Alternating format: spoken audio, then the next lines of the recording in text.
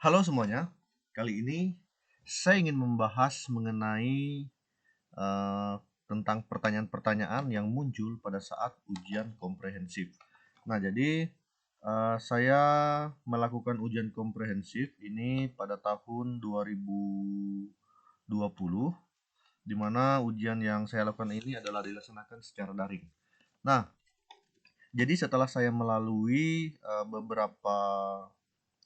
ujian ini, ada beberapa poin penting yang harus diperhatikan pada saat kita menghadapi ujian komprehensif. Oke, kita akan membahas satu persatu dan di sini saya akan memutar video ujian komprehensif saya.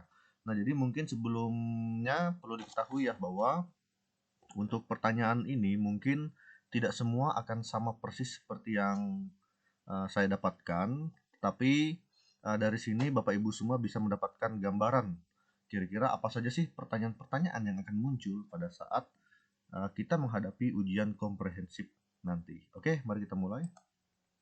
Silakan pulang, hati-hati di jalan. Sudah, Pak? Belum.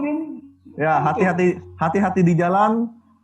Kita sampai bertemu minggu depan. Oke. Selamat siang. Selamat siang. Ya, Pak. Oke, Pak Haji. Nah, jadi ini mungkin sedikit informasi ya. Saya mendapatkan dua dosen yang sangat baik ya menurut saya. Yang pertama adalah Pak Mustari. Jadi Pak Mustari ini dosennya cukup baik menurut saya pada saat kami melaksanakan kegiatan TPG. Kemudian Pak ini, maaf saya lupa Bapak ini namanya. Yang jelas Bapak ini juga salah satu dosen yang sangat baik dan juga dia salah satu dosen yang sangat humoris. Itu nanti Bapak Ibu bisa lihat ya pada saat saya melakukan ujian, ada saja yang membuat suasana itu menjadi tertawa. Ya, bisa saya duluan. Ya, Pak. Silakan. Ya, Pak. Selamat. Ya, setelah kami mendengarkan hasil peer teaching-nya, ada beberapa hal catatan saya. Yang pertama itu harus Bapak perhitungkan waktu ya, durasi waktu yang digunakan. Nah, untuk yang pertama, poin penting pertama di sini adalah di mana kita harus memperhatikan durasi waktu. Di mana pada saat ujian ini kita tuh hanya diberikan waktu kurang lebih dari 10 menit sampai dengan 15 menit. Kita harus mengemas kegiatan pembelajaran yang jika kita melaksanakan secara tatap muka itu bisa berlangsung selama 2 JP. Tetapi di dalam ujian komprehensif ini kita harus memangkas 2 JP tersebut ke dalam waktu selama 10 sampai dengan 15 menit. Maka dari itu, yang pertama di sini adalah di mana Bapak Ibu harus benar-benar memperhatikan waktu dan memasukkan poin-poin penting apa saja yang harus dimasukkan di dalam praktek belajar mengajar dan juga apa yang harus tidak ditampilkan, tidak usah ditampilkan. Maka dari itu, untuk waktu harus benar-benar diperhatikan ya supaya tidak kelebihan, artinya tepat waktu seperti itu.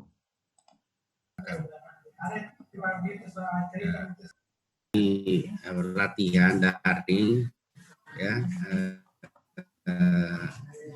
tidak agak terbatas punya waktu ya, sementara materi yang mau disampaikan itu banyak ya. Yang kedua, terkait dengan kegiatan yang Bapak lakukan di proses pembelajaran ini, di kegiatan awal, kegiatan inti dan kegiatan penutup, itu masih terdapat beberapa hal yang perlu diperbaikinya. Di kegiatan pendahuluan itu biasanya ada 6 minimal itu yang harus disampaikan kepada peserta didik ya. Ada kegiatan pra pembelajaran, ada kegiatan pembelajaran. Pra itu biasanya pra itu mempersiapkan peserta didik ya, jangan langsung masuk di materi ya. Nah, kemudian yang berikutnya di sini saya ada sedikit kekeliruan ya, dimana pada saat saya melakukan praktik itu saya ada melupakan beberapa bagian-bagian di dalam kegiatan pembukaan. Jadi saran saya kepada Bapak Ibu semua, kita harus benar-benar memperhatikan di dalam kegiatan pembukaan.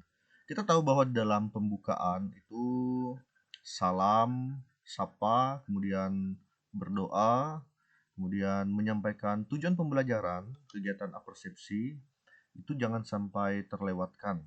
Itu dia. Jadi itu juga perlu diperhatikan di dalam melakukan praktek. Ini bisa terjadi ya, karena mungkin pada saat itu kita merasa gugup, sehingga kita bisa melupakan hal-hal penting. Kemudian bagaimana kesiapan peserta di kebersihan kelas itu harus paling tidak itu. Tapi ya mungkin karena daring ini tidak apa-apa, daring juga disiapkan anak ya tingkat cara berpakaiannya dalam mengikuti proses pembelajaran, ya kan itu namanya menanamkan nilai-nilai karakter. Jadi 4 hal penguatan pendidikan karakter di setiap proses pembelajaran itu harus diawali ya. Jadi itu tadi PPK, penguatan pendidikan karakter ya. Nah, kemudian juga yang harus diperhatikan di sini adalah di mana untuk dosen Pak Mustari dia menekankan kepada kita untuk membuat atau memperlihatkan yang namanya PPP atau penguatan pendidikan karakter. Jadi pendidikan karakter ini cukup penting di mana kita itu misalnya mengajak siswa untuk berdoa, kerapian, kedisiplinan yang mencerminkan karakter siswa itu sebisa mungkin kita tampilkan atau kita munculkan di dalam kegiatan praktik ini. Jadi karakter disiplin, karakter kebersihan, peduli lingkungan, itu kan kalau kepedulian di kelas berarti peduli lingkungan. Berdoa itu adalah peduli karakter religius ya. Ya, hadir tepat waktu di Zoom atau di ruang virtual itu juga merupakan karakter disiplin ya. Nah, itu yang perlu diperhatikan ya. Nah, kemudian saya ingin tanya Pak Yuda. Pak Yuda pernah dengar istilah HOTS? Nah, kemudian pertanyaan pertama yang diajukan oleh dosen itu adalah mengenai HOTS atau High Order Thinking Skill. Jadi di sini Bapak Ibu wajib mengetahui apa itu HOTS. Minimal kita tahu artinya. HOTS itu adalah keterampilan berpikir tingkat tinggi. Di mana HOTS ini merupakan salah satu metode yang pada akhir-akhir ini dikembangkan ya. Digalakkan kepada peserta didik kita melalui soal-soal literasi, numerasi. Jadi intinya HOTS itu adalah keterampilan berpikir tingkat tinggi atau di dalam bahasa Inggrisnya itu adalah High Order Thinking Skill. Itu dia.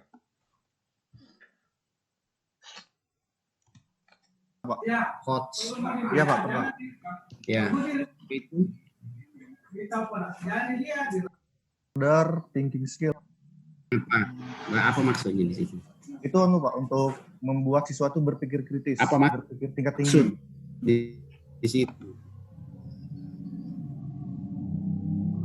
Iklan. Hai guys, jadi hari ini aku mau sharing ke kalian pengalaman aku pakai Kelaya hair treatment. Kalian bisa lihat rambut aku tuh super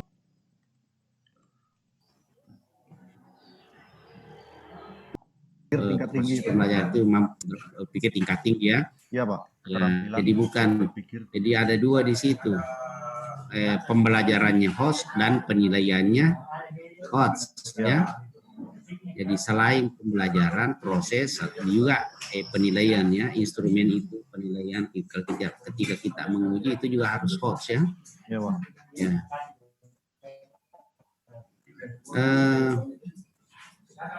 Teori belajar apa yang Bapak gunakan ini dalam proses pembelajaran? Penekanan di teori mana? Apa yang teori belajar itu biasa masuk kompetensi apa itu? Penguasaan teori belajar oleh seorang guru masuk di kompetensi mana? Pedagogik Pak. Kalau yang saya pakai ini, saya lebih kepada teori konstruktivisme. Nah, kemudian hal yang juga cukup penting di sini adalah teori belajar apa yang kita gunakan di dalam melaksanakan kegiatan pembelajaran yang ada di dalam kelas.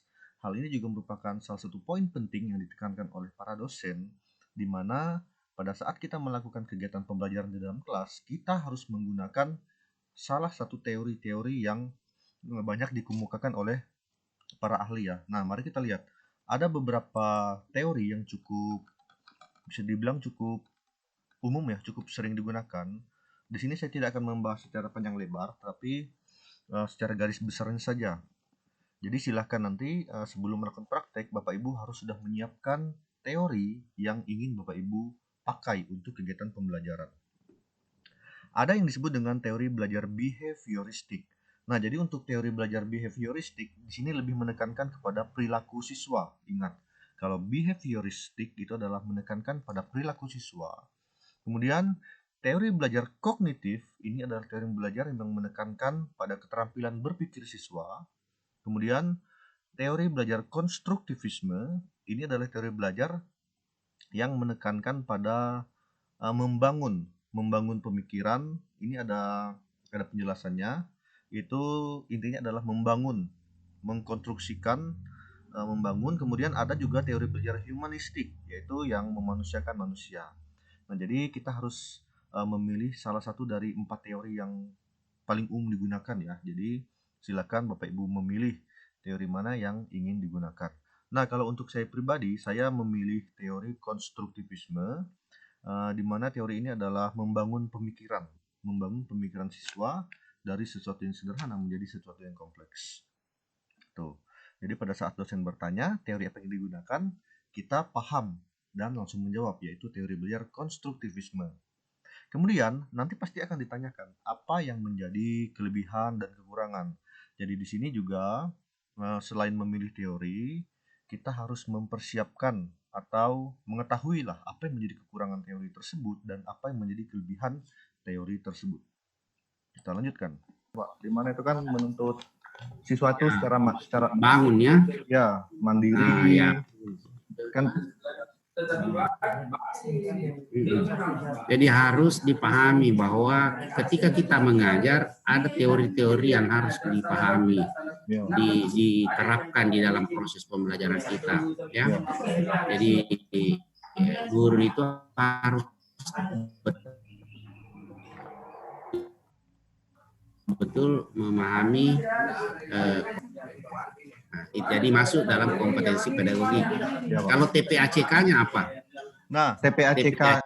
Kemudian yang juga menjadi poin penting di sini adalah penggunaan atau TPACK.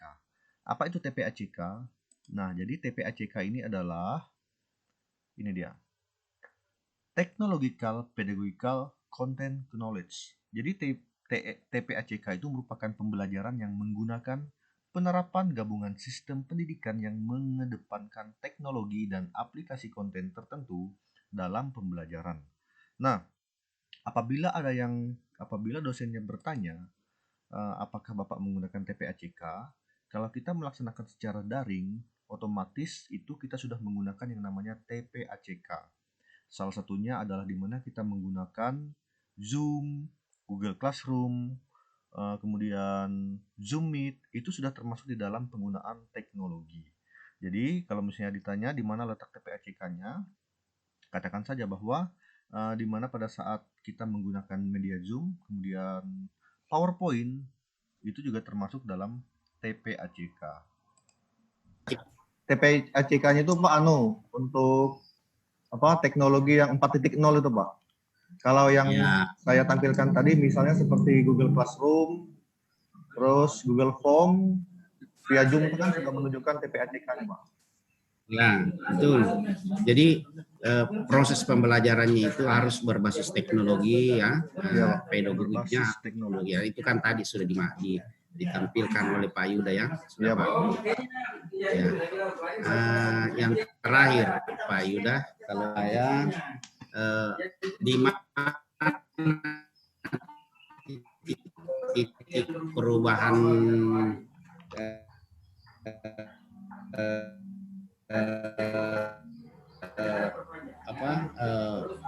perubahan tadi dilakukan, penekanan di mana perubahan sikapnya, pengetahuannya dan keterampilannya.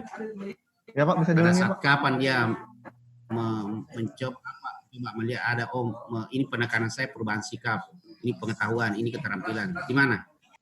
Nah, kemudian juga yang ditanyakan itu adalah penekanan tentang perubahan sikap, kemudian keterampilan dan apa tentunya pengetahuan. Jadi itu akan ditanyakan juga pada saat kita melaksanakan ujian komprehensif ya. Mari kita dengar. Kalau yang perubahan sikap itu mungkin pada saat Iklan lagi.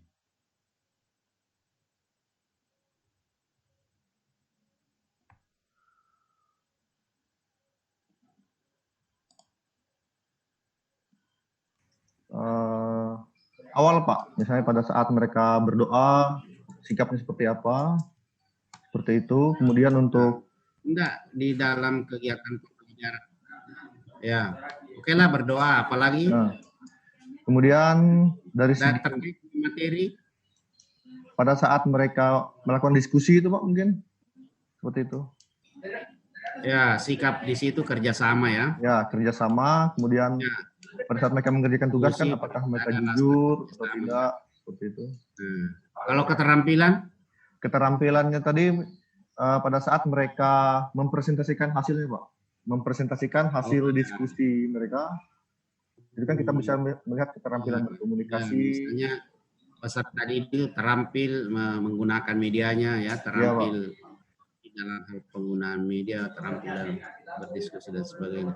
Ya.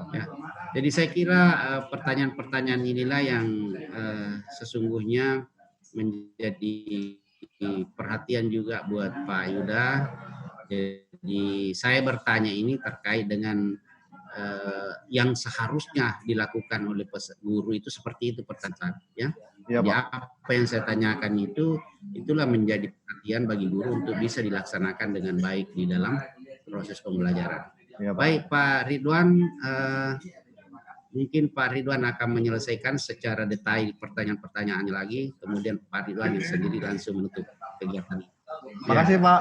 Oke Pak Ridwan, ya. Oke, Pak, selamat ya. Oke. Baik, Pak Yuda, saya lanjutkan pertanyaan-pertanyaan dari Pak Dr. Mustari tadi. Ya Pak. Ya, di RPP Anda ini kan Anda menyebutkan model pembelajaran itu discovery learning ya? Ya Pak. Apa alasannya memilih itu? Nah, kemudian ada juga pertanyaan alasan memilih model pembelajaran discovery learning. Jadi saya memilih metode pembelajaran discovery learning karena menurut saya mata teori model pembelajaran discovery learning ini sejalan dengan teori belajar konstruktivisme, sehingga saya memilih memilih model pembelajaran ini yang akan saya terapkan di dalam kegiatan pembelajaran seperti itu. Alasan saya memilih ini Pak, ini kan sesuai dengan teori belajar yang sudah saya pilih Pak, yaitu teori konstruktivisme, di mana menurut saya teori metode discovery learning ini kan ada 6 tahap itu Pak yang harus dilalui anak-anak itu kan, di mana pada setiap tahapnya itu sudah menuntut anak-anak untuk mandiri, di mana mereka menyelesaikan masalahnya sendiri, kemudian mereka berusaha untuk mencari solusi terhadap permasalahan mereka. Ini kan sesuai dengan teori belajar yang saya pilih, yaitu teori konstruktivisme, Pak. Gitu. Oke. Apa kelebihan dan kekurangan dari discovery learning ini? Nah, kemudian juga yang cukup penting di sini adalah kita harus mengetahui apa yang menjadi kelebihan dan kekurangan dalam teori belajar yang telah kita pilih itu. Itu dia. Kelebihannya Pak, ini bisa membuat anak itu lebih mandiri, kemudian mereka bisa pokoknya mereka bisa banyak lebihnya lah Pak, mereka bisa menemukan Banyak gimana Pak? kekurangan dulu ya Pak, kekurangan dulu. Oh, kekurangan dulu, oke, ya. Silakan. Kalau kekurangannya Pak, discovery learning ini sebenarnya kalau untuk waktu yang singkat itu sangat kurang baik untuk diterapkan untuk waktu yang singkat dan juga untuk jumlah siswa yang banyak. Menurut saya di situ Pak kurangnya. Itu. Kalau kelebihannya yaitu dia Pak bisa membuat siswa menjadi lebih mandiri. Ini juga akan berpengaruh di mana mereka bisa menjadi lebih kritis dalam berpikir Pak. Karena mereka kan berusaha untuk mencari dan menyelesaikan masalah secara mandiri. Jadi guru itu hanya berperan sebagai sebagai fasilitator, guru sebagai pendamping. Gitu.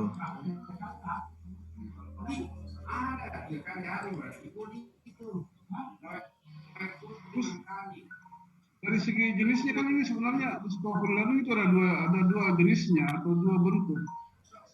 Bapak bisa sebutkan itu? Oke. Di sini terus terang, saya tidak mengetahui sama sekali apa yang menjadi jenis-jenis di dalam teori model pembelajaran discovery learning itu. Tetapi bersyukur juga bapaknya Pak Ridwan ya, dia membantu di dalam saya menjawab pertanyaan dan saya bisa menjawab walaupun saya menjawab itu berdasarkan dari kata, yaitu kata guide dan free di situ. Jadi kita harus juga bisa tahu ya mengenai teori-teori yang telah kita pilih.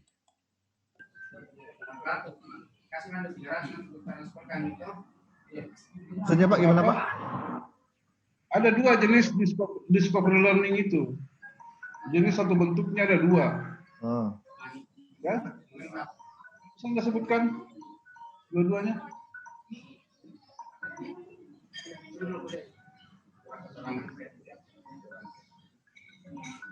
Bisa enggak?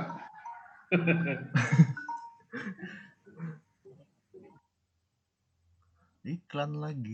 Aku punya kuis untukmu. Apa itu satu ekor burung dalam bahasa Inggris? Dibaca. Ada yang disebut dengan guide discovery. Guide discovery. Ada yang disebut dengan free discovery. Kelihatan guys, Guide. saya mulai berpikir untuk mengarang cerita. Guide dengan apa tadi Pak? Benar-benar tidak mengerti sama sekali. Guide discovery dan free discovery. Oh itu Pak. Mungkin kalau dari segi bahasanya, guide itu kan pemandu. Jadi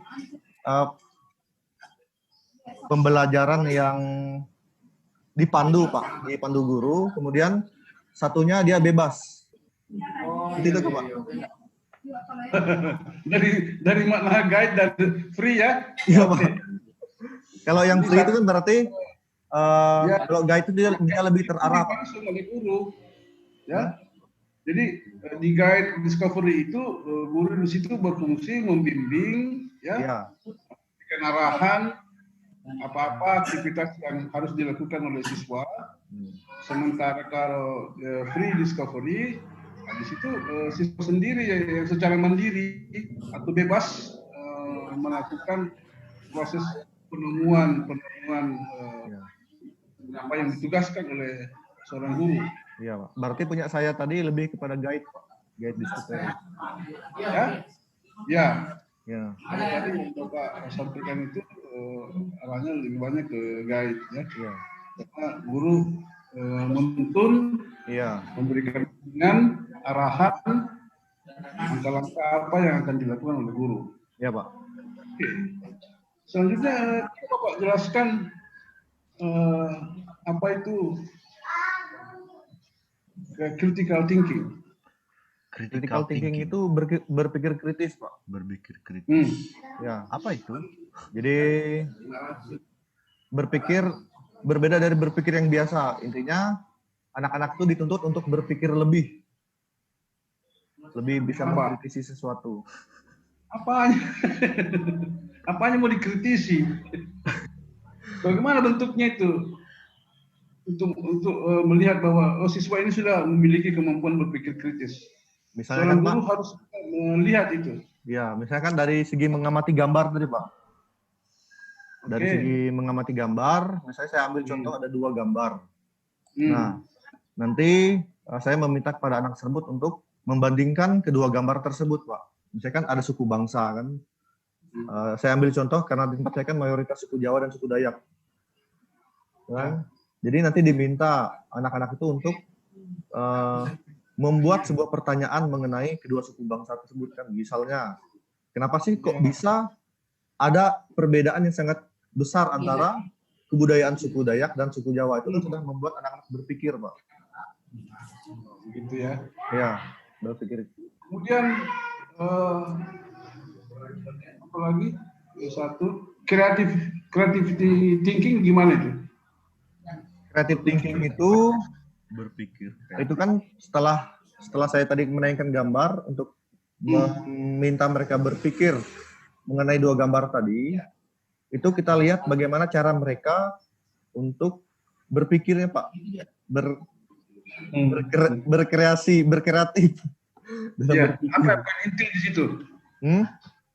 Apa yang bisa menjadi ukuran kita sebagai guru bahwa kemampuan creativity thinking ini sudah ada? Misalnya Sudah muncul. dari segi mereka mencari sumber untuk Hmm, mencari sumber-sumber itu, Pak, untuk menjawab setiap pertanyaan itu. apa lagi? Itu, Pak, dari segi mereka mencari sumber untuk pertanyaan yang sudah disajikan tadi kan.